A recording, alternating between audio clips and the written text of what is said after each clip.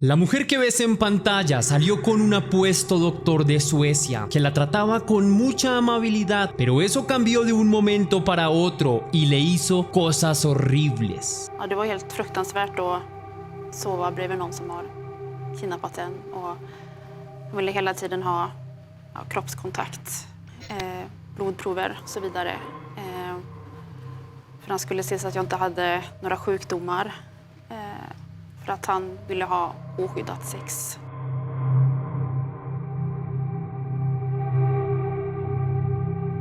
Antes de iniciar, quiero enviar un saludo muy especial y cósmico a una leyenda, a Carla, quien me escribió: gracias. Gracias a ti, leyenda, por darme la oportunidad de llegar a ti. Es gratificante para mí contar con personas tan lindas y maravillosas como tú. Deseo que te encuentres muy bien y que tu familia esté también muy bien. Te envío un feliz día y también un gran abrazo. Ahora sí, la pregunta del día de hoy es: ¿qué harías si un hombre te toca sin tu consentimiento? Déjame tu respuesta en la caja de comentarios.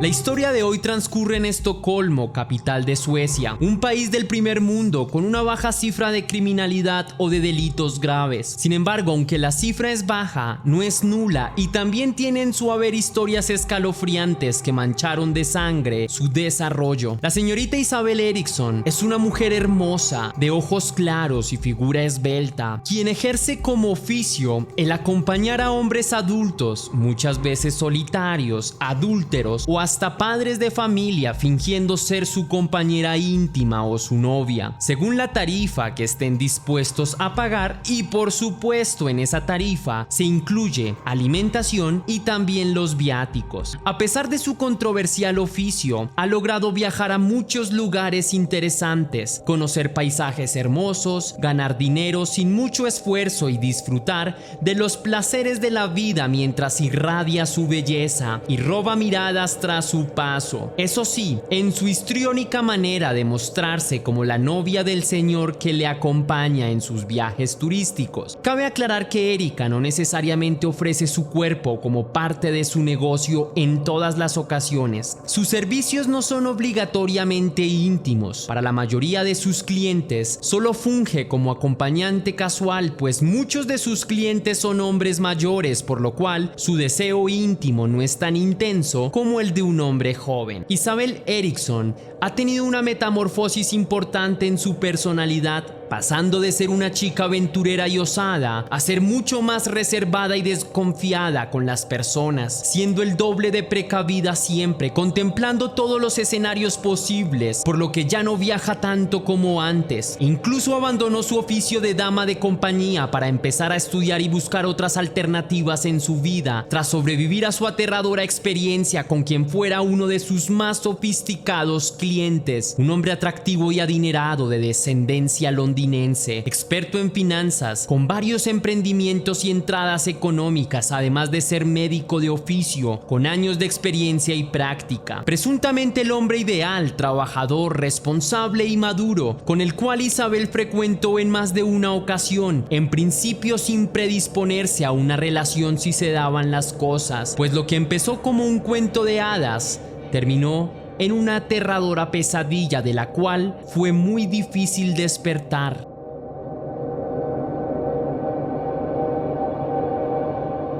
Era la segunda vez en que la señorita Isabel Eriksson se veía con quien sería su pretendiente y acompañante, el doctor Martin Trenenborg, de 38 años, quien gozaba de una buena reputación en el sector de la salud y además contaba con una economía sólida. Su primera cita resultó bastante interesante, juntos sintieron química y cierta atracción, por lo que pactaron un segundo encuentro. Si bien Isabel Eriksson ejercía su labor como dama de compañía, es decir, que cobraba dinero por el tiempo que compartía con Martin Trenenborg, sentía que tal vez, si las cosas seguían saliendo bien, podría intentar algo más formal con su cliente, quien mostraba también un interés con ella. Aunque sus comportamientos eran algo extraños, en ocasiones nada que despertara un sentido de alarma en la atractiva mujer. En ese segundo encuentro, luego de una deliciosa cena y de dar un paseo por la ciudad, quedaron en ir al apartamento del doctor Dr. Martin Trenneborg para celebrar su amistad con un poco de champaña y fresas con chocolate para continuar con otro momento perfecto y cerrar la noche con broche de oro. La señorita Isabel Eriksson aún no sabía si esa noche estaría íntimamente con el Dr. Martin Trenneborg, pues no era ese tipo de compañera. Sin embargo, no alcanzó a aclarar bien sus decisiones cuando comenzó a sentirse muy extraña. Su cuerpo dejó de responder, sus párpados se tornaron pesados y un extraño color abordaba sus mejillas. Erika sentía que se iba a desmayar. A lo lejos el Dr. Martin solo observa sin hacer nada, dejando notar una extraña y siniestra sonrisa. Luego todo se puso de color negro. Finalmente Isabel se desmayó, quedando a merced totalmente de su pretendiente,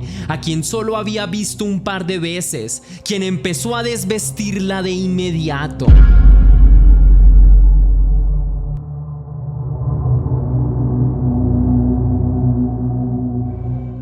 Al despertar, la joven Isabel Eriksson se encontraba en el interior del auto de Martin Trenneborg, viajando hacia el sur de Suecia, a un lugar desconocido para ella. En el camino, aunque logró despertar, su cuerpo seguía demasiado débil. Estaba semidesnuda, no podía moverse bien o atacar al doctor, solo escuchar y ver, apenas emitir sonidos suaves, pues aún estaba sedada por los fármacos en las fresas. El doctor Martin, quien habría notado que la mujer despertó, le confesó que se había enamorado de ella, que quería mantenerla junto a él un par de años antes de deshacerse de ella o llevar a más mujeres a su nuevo hogar. Dijo que la había secuestrado y que la trasladaría a un búnker subterráneo que aísla el sonido y queda bajo tierra, debajo de una granja de su propiedad a 560 kilómetros de su apartamento. Un búnker completamente equipado para sobrevivir allí, lejos de la civilización humana, con suministros hasta por 5 años, del cual hay un difícil acceso, tanto para entrar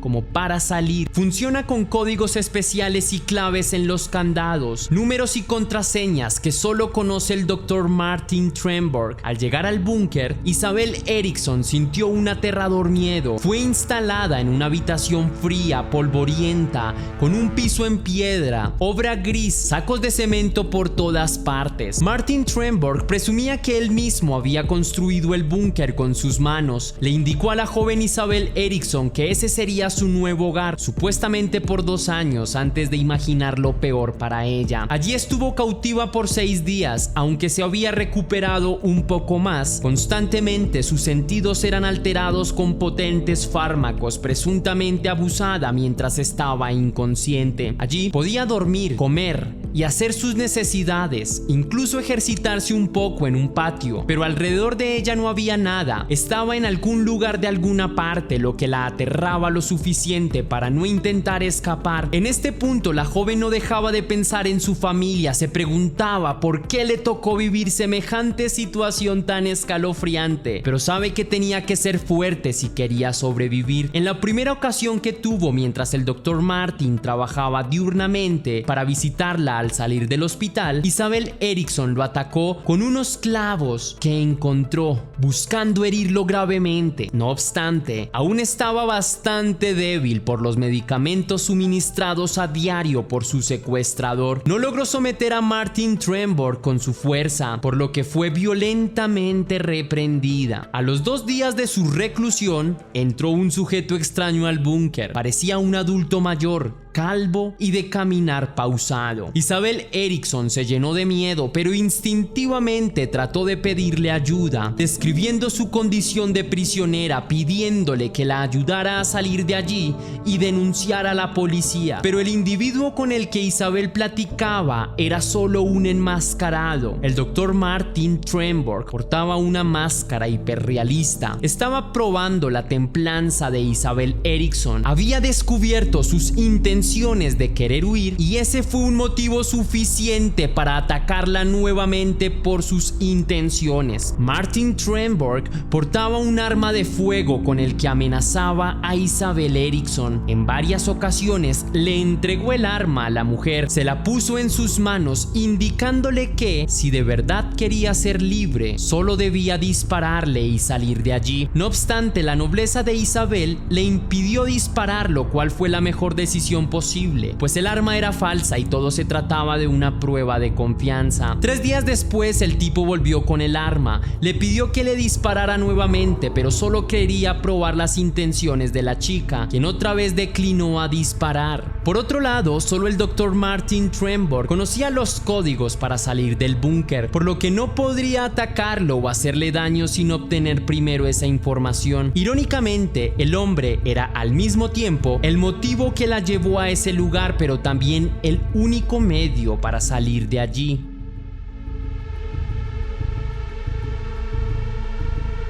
Tras varios días de secuestro, la señorita Isabel Eriksson deduce que, si quiere salir de allí, debe ser amable con su secuestrador, por lo que toma una actitud cortés y neutral con él, tratando de persuadirlo para liberarla de su cautiverio. Isabel se acuesta con Martin Tremborg por segunda vez. Fue abusada antes, cuando fue inducida a sustancias ilegales en el apartamento del doctor. Ahora psicológicamente persuadida para volverlo a hacer. No obstante, el doctor Martin se mostró reacio en un principio a tener relaciones íntimas, hasta no verificar que ambos estuvieran totalmente limpios de enfermedades, pues quería tener relaciones sin protección. Así que días antes examinó libidinosamente a su víctima, tomando muestras de sus partes genitales para examinar en los laboratorios. Para estas alturas, el Dr. Martin Tremborg pensaba en hacer a Isabel Eriksson su novia, emocionado por el gentil trato hacia él por parte de ella, que parecía sufrir de un síndrome de Estocolmo, enamorada supuestamente de su opresor. Al 6º día, el Dr. Martin, cediendo a la amabilidad y respetuosa actitud de la señorita Isabel Eriksson, decide liberarla y llevarla personalmente a su casa. Isabel viaja junto al doctor en su auto y al llegar a casa se encuentra con la noticia de que sus cerraduras han sido cambiadas por la policía, pues desde hace más de 6 días fue reportada como persona desaparecida tanto por sus amigos como por sus familiares. Una nota policíaca dice que debe presentarse a la comisaría inmediatamente, por lo que el Dr. Martin Tremborg aprovecha la oportunidad para ir con ella, persuadiéndola de cambiar su historia y así él poder salirse con la suya, creyendo en Isabel y en que ella seguiría todas sus indicaciones. Persuade a Isabel Eriksson a cambiar su testimonio y decir que estuvo con él todo este tiempo por voluntad propia, que se trata de su novio con quien ha empezado una relación sentimental, que nunca existió una cosa tal como un secuestro y que obviamente nunca ha sido maltratada por el hombre. Así que Isabel asiente con la cabeza en señal de que hará caso a las peticiones de su agresor. Una vez en la comisaría, nada parecía sospechoso en principio, hasta que un detective insiste en hablar con la supuesta pareja por separado. Isabel Eriksson, una vez en soledad, lejos de su abusador, ante un detective se quiebra en llanto y confesó todo lo que ha sufrido en su cautiverio. Confiesa cómo fue abusada mientras estaba inducida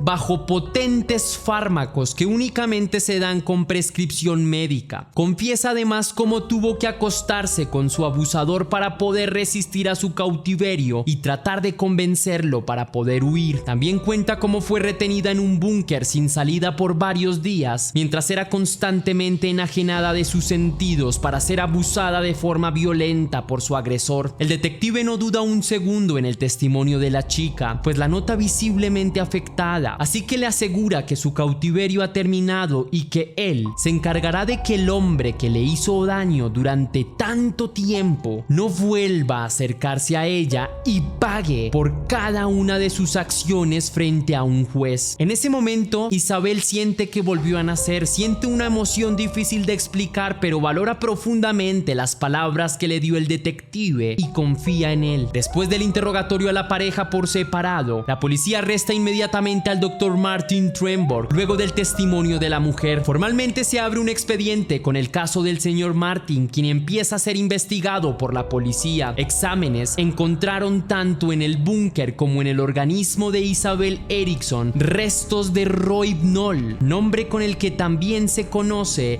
el flunitrazepam, fármaco tranquilizante que solo se comercia con prescripción médica, usado por varios criminales íntimos alrededor del mundo para satisfacer sus más aberrantes deseos íntimos con mujeres vulnerables. Martin, en el momento de su arresto, se nota conmocionado por la traición que le hizo su víctima. No sabe cómo procesar el momento y tampoco tiene argumentos para explicar las acusaciones de su víctima. El doctor sueco es llevado a tribunales de justicia para analizar todos los detalles sobre su caso y poder imputar una condena proporcional a los 6 días en el que tuvo cautiva a Isabel Eriksson. 6 días en los que la sometió a todo tipo de maltratos físicos y psicológicos. No obstante, el doctor acusado se declaró culpable y confesó haber inducido a su víctima con fármacos potentes que suministró en las fresas que se comió Isabel, pero negó haberlas secuestrado. Según él, realmente, a como se le llama a sus acciones, es una detención ilegal, algo que suena bastante irónico por parte de él. Además, también negó que abusó de la víctima. Jag minns att han skulle mata mig med jordgubbar. Ja, det är lite jobbigt att prata om, men ganska snabbt så bara jag somnar in och det blir helt svart. The trial has begun of a Swedish doctor accused of and holding a woman in a self-built bunker for almost a week. La Corte del Distrito de Estocolmo fue la encargada del caso y luego de una deliberación exhaustiva imputan a Martin Tremborg a 10 años de cárcel. Por otro lado, Isabel decidió continuar con su vida y hablar sobre su experiencia en diferentes entrevistas. Så säger han att han har kidnappat mig och att han tänker ha mig inlåst i ett par år. Hasta aquí va el video de hoy, leyenda. Si te gustó la investigación, déjame saber con un misterioso like. Recuerda seguirme en todas mis redes sociales para que tú y yo estemos aún más en contacto. Si quieres y si puedes hacer una pequeña donación para la producción de Test Misterios, estaré enormemente agradecido. Lo puedes hacer con el botón de super gracias que se ubica allí abajo, justo al lado del botón de descargar, o también lo puedes hacer vía PayPal, ya que tienes el link en la descripción y en el comentario fijado. Si lo haces de cualquiera de estas dos maneras, recibirás un agradecimiento personalizado y un saludo de mi parte para un próximo vídeo. Ahora sí, sin nada más que añadir por hoy, mi querida leyenda, recuerda que las dudas te acompañan, que somos misterio y que tú y yo nos vemos en el próximo capítulo.